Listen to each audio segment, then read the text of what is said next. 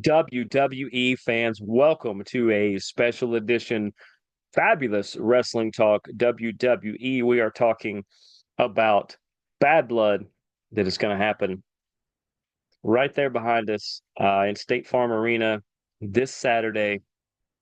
As you can tell, uh, special appearance by Daniel.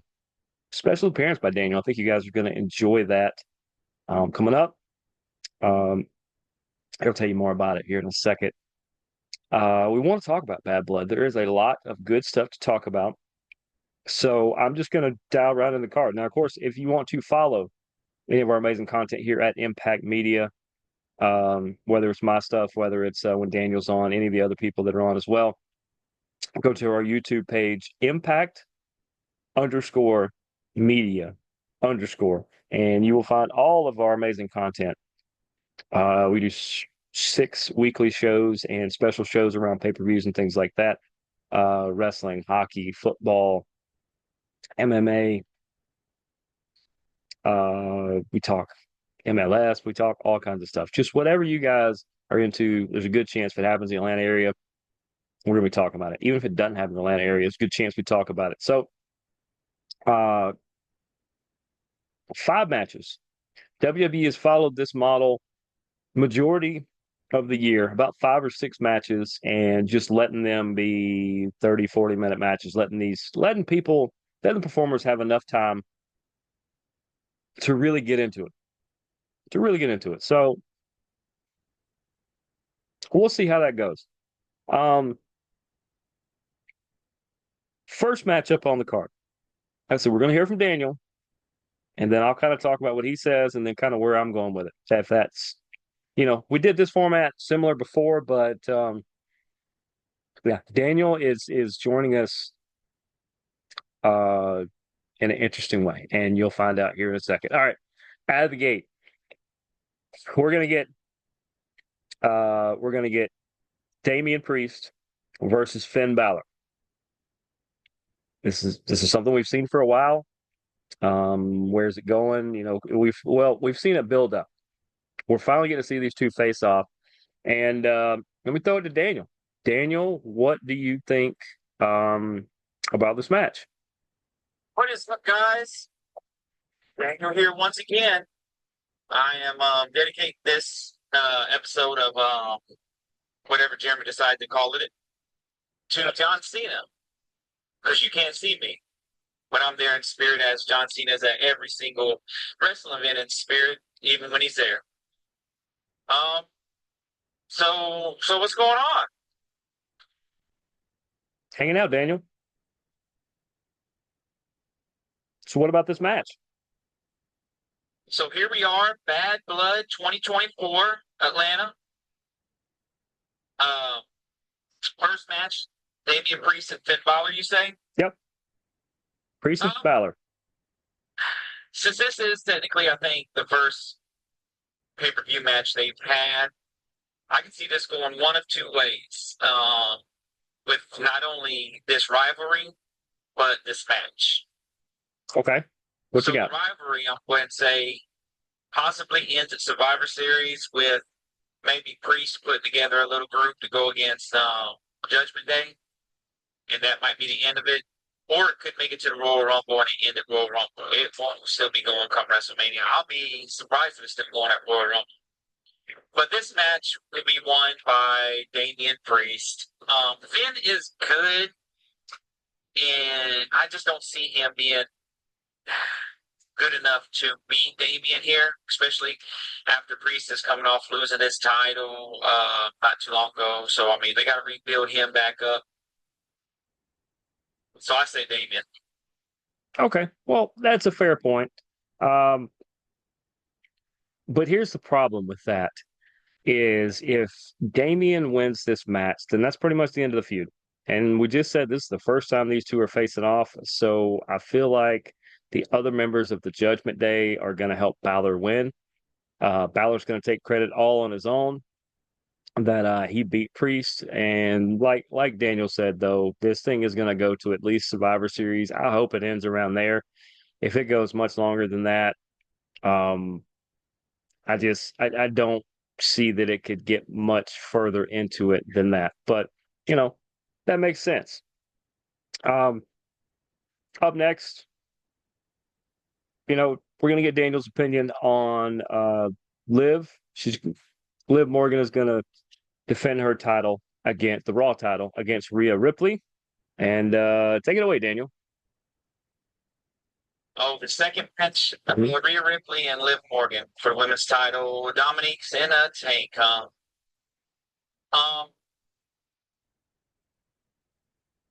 this has got to end eventually. This rivalry here. It's almost been going on as long as the CM Punk and Drew, which is ending here. I figured that they would have a women's Hell in a Cell, Would have been nice. but I guess they're not. Nope. It's an interesting match with Dominique above in a cage. Very WCW. Uh, he's entertaining anyway. Rhea wins. Rhea gets the title back. They've got to do it right here. And the only thing that's unfortunate is that almost would end the rivalry because Liv would have her rematch. But I don't see nobody else taking the belt off of Liv. And eventually you've got to end this. So I'm saying it ends here. Rhea Ripley wins.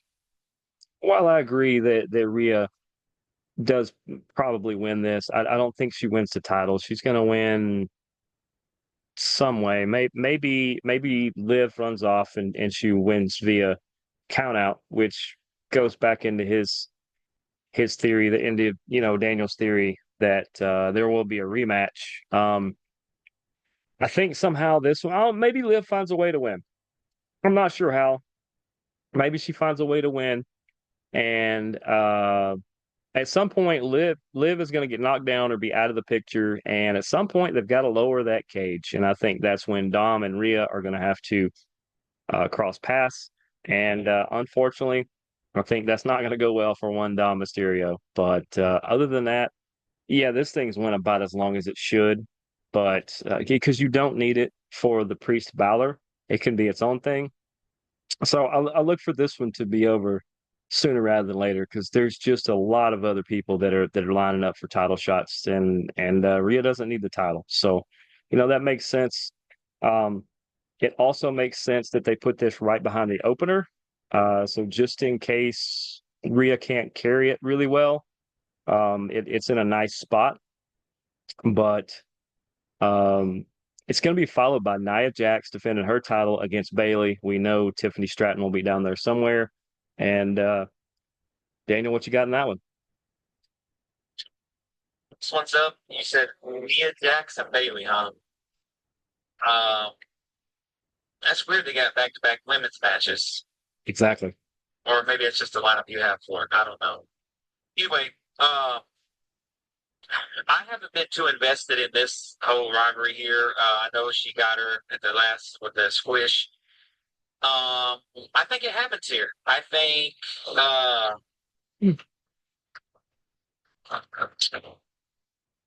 Bailey wins this match, gets her title back, and then Tiffy time happens. And she cashes in her money in the bank. And Tiffy Time will carry the women's title all the way into WrestleMania. Her opponent will be whoever wins the women's Royal Rumble, which I'm thinking will be Jade at the time. So Hmm.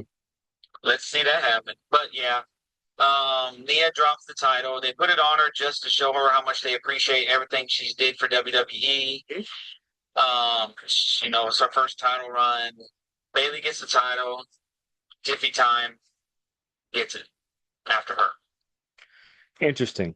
Um, I think Tiffany Stratton with the briefcase down there is always the X factor. That's why you give it to somebody that can easily sneak in and do that. I would just say I don't know that you get the initial title change. I don't know. Maybe Nia does something underhanded to beat Bailey. And as Nia's trying to laugh at Bailey, something happens and Tiffany Stratton is able to cash in and beat her there so that Bailey can kind of turn the giggling back towards Nia Jax. Those two can continue to feud, and Tiffy time will start sooner rather than later. I do agree Tiffy time could run at least to the Royal Rumble, if not keep building it. Her and Jade Cargill at WrestleMania is not a bad idea. Definitely not a bad idea. Um, so let's move right to the next match. Once again, having back-to-back women's matches, I feel like they're trying to bury one or both of them, which is unfortunate because these are some of the best competitors they have. They're probably trying to bury Nia Jax versus Bailey, I would imagine, and the only highlight will be the cash in if it happens. If so, Atlanta's always a good place to cash in. I believe it's been cashed in twice or three times already. But that moves us to match number four. That I feel like Daniel, you feel the same way that I do about this one. Yeah, it's loaded with good competitors, but why are we still doing these random matches and there's not really a title going on? Cody and Roman, or Team Georgia Tech, as I'm calling them, Team Marietta, versus Solo Sokoa and Jacob Fatu. Jacob Fatu is going to break out sooner rather than later. I'll say more after this about that. But, Daniel, how you got it going? The next one, Roman Reigns and Cody against Jacob Fatu and Solo. This is going to surprise you. This is the least exciting match that I'm looking forward to. Like, I'm not looking forward to this match at all. I know they're just laying Totally agree. groundwork for what's going to be happening here soon, over the next month or so with the Survivor Series and what's going to lead to with that. But I think this is going to be the least exciting match, in a manner of what people want to see based on the others. Cody and Roman win here because who do you have lose? Do you let Cody get pinned? Unless Roman turns, which I don't think happens here. Do you let Cody get pinned? No. Do you let Roman get pinned? No. How do you, even with them cheating, which one of those two guys takes the L? If Cody and Roman do lose, Cody will be the one taking the L, won't be Roman. But for that simple fact, they win. And that's my take on that one. Yeah. Okay, if Cody and Roman do win, I think Jacob Fatu still is gonna to stand over them at the end. He's gonna drop them both, which would be a good way for the pay-per-view to go off. But I am so happy that this is not another. Let's see how many people we can jam into a match in a spot. Cody Rhodes related main event because Cody's really good, Roman's really good, Fatu's really good, Solo's pretty good. It's getting really old, these tag team matches they're doing. They've been doing them since WrestleMania, guys. About every other pay-per-view have involved some sort of version of Cody, Roman, Solo, the Bloodline.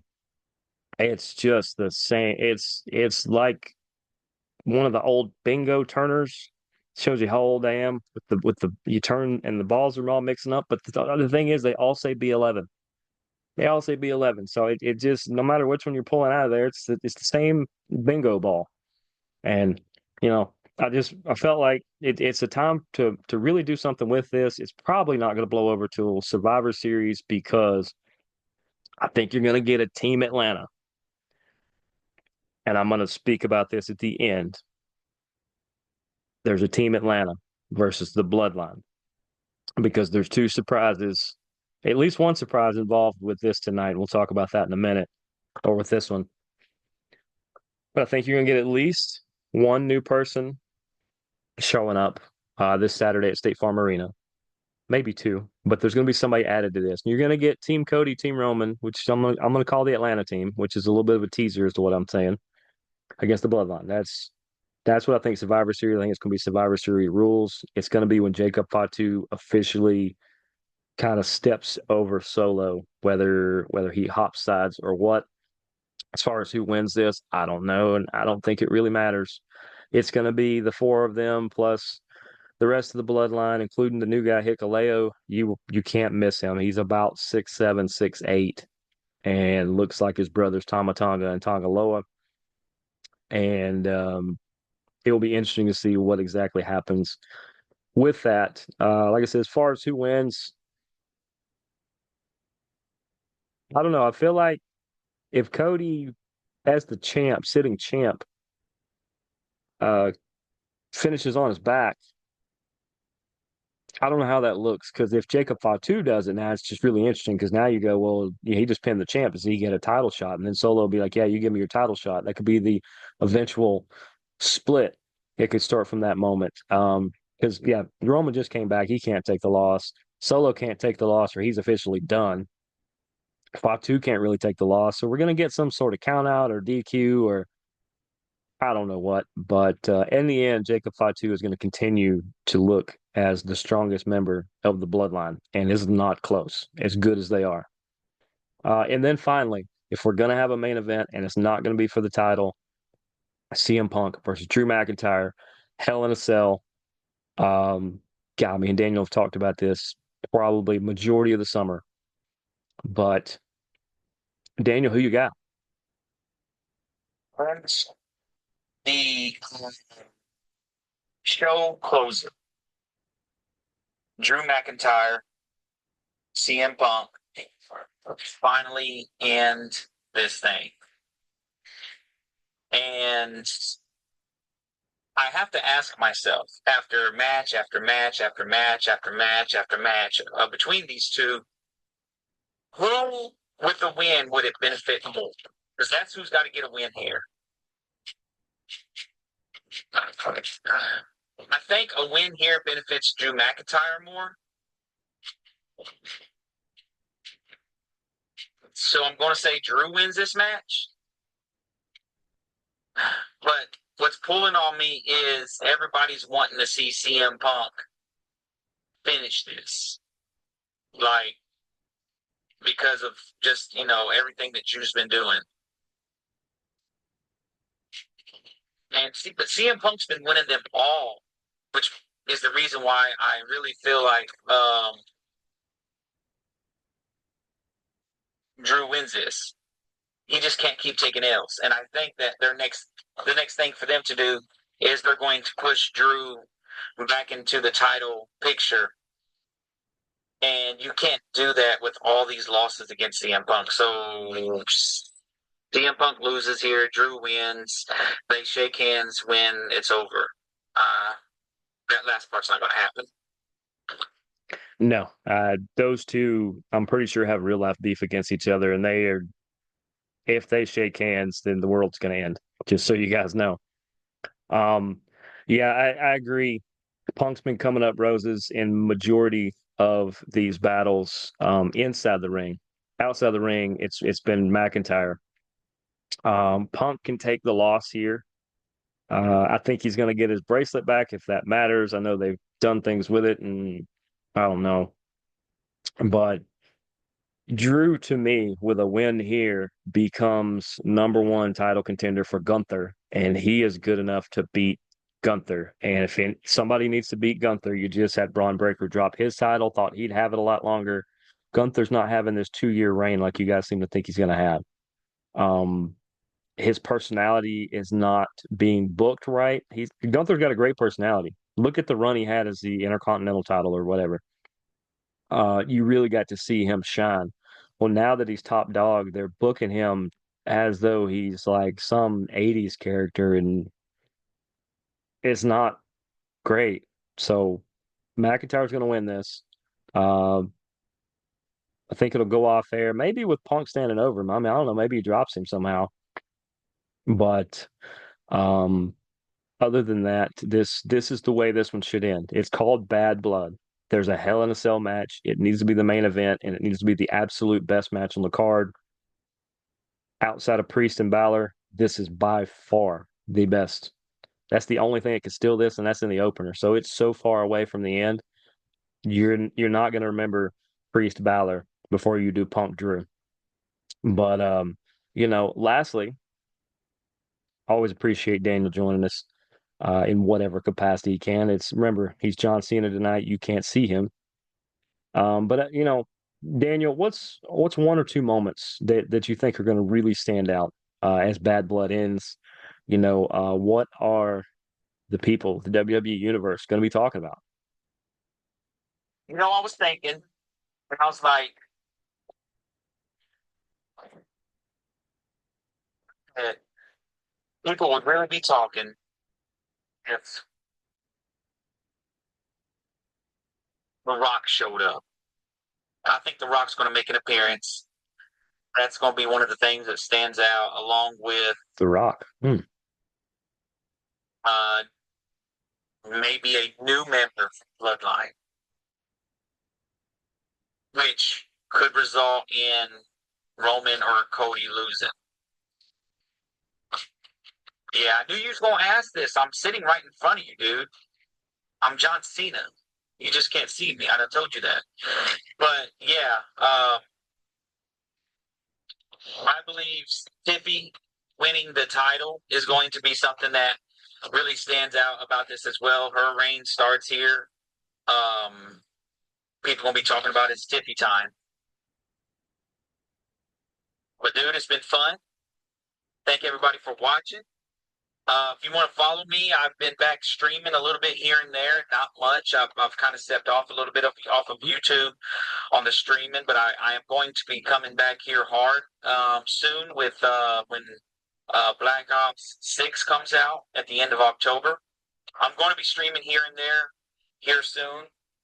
Just some random Modern Warfare stuff. Look out for me on YouTube. Daniel Snyder 8361. That's all one. It's DANIELSNYDER 8361. Yeah. Have fun, Jeremy. Thanks, Daniel. Uh, yeah, man, he sounds like he's in a dozen different places, doesn't he? He's some kind of, I don't know, he time traveler. Of the many talents Daniel Snyder has.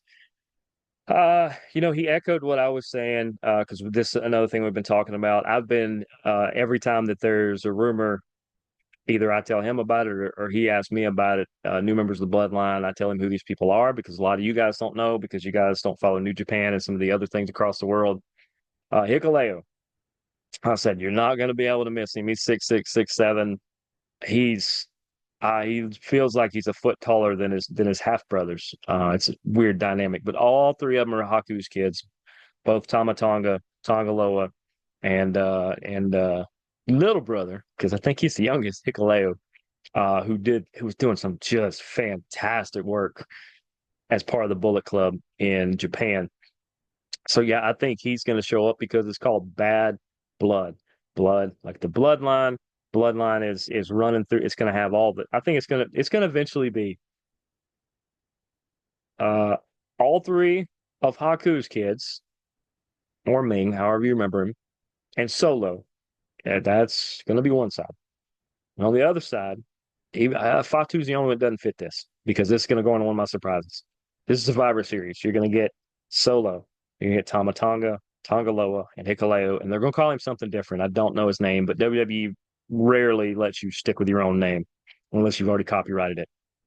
But it's going to be those four, and they're going to be against Cody, Roman. Whoa, that was kind of weird. Jacob Fatu. By the way, already good enough team to beat those four. And you're going to get, remember, I called it Team Atlanta, Team Marietta. You're going to get Braun Breaker. And I think there's a chance Braun Breaker makes an appearance this Saturday. This is right outside of his hometown. His hometown's in Marietta, Kennesaw area. I made a case this week on Hootie Who, which is our Kennesaw State show, that I think Braun Breaker is going to be at the Friday night football game. His cousin, who's also last name Rex plays for Jack State. Jack State is the opponent. He's going to be in town for this pay-per-view. I think all the friends and family are going to be there. I think Braun Breaker is going to run down during one of these matches. Maybe he takes out Drew, or maybe he takes out Punk. Punk makes the best sense. Maybe after this is all over, Punk tries to get the best of Drew, and Braun just smashes him. They want to make Braun Breaker a face so bad. You guys want to cheer him so bad. They had to take the title off of him so that they could do that. They took the title off, and here's Braun. And you guys want to cheer him. And this is his hometown. Why would he not show up to the show in his hometown?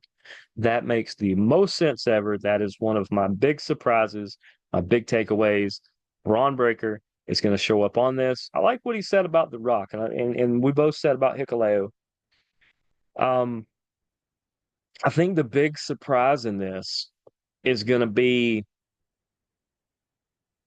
it's going to be off the charts entertaining. It's a really loaded card. There's a reason why there's only 5 matches. They only have one title being defended, I think. Well, I mean, they have both women's matches. Cody's the incumbent champ on Raw. Who's the SmackDown champion? Who am I missing? Or no, Cody's on SmackDown. It's kind of weird. But yeah, I think the big surprise is Braun Breaker. I think Braun Breaker is going to have some sort of impact. Yes, I like using that word. He's going to have some sort of impact on this pay-per-view. We are still kind of on the fence as if we will be there live or we will be watching live. But stay tuned to all of our channels. Stay tuned to everything else we do. Make sure you're following Daniel and his streams. Make sure you're following us and on the YouTube page, like and respond. I see all those messages. I respond to as many as I can, the ones that need to be responded to, but that you guys want me to respond to. Love running into you guys. And you guys tell us you watch the show. We appreciate that. But other than that, we are to the end of Fabulous Wrestling Talk, WWE Bad Blood at State Farm Arena this Saturday. It's starting at 6 p.m. Weird start, I know. Why is it starting at 6 p.m.? Because they don't want to go head to head with UFC, what is it, 307?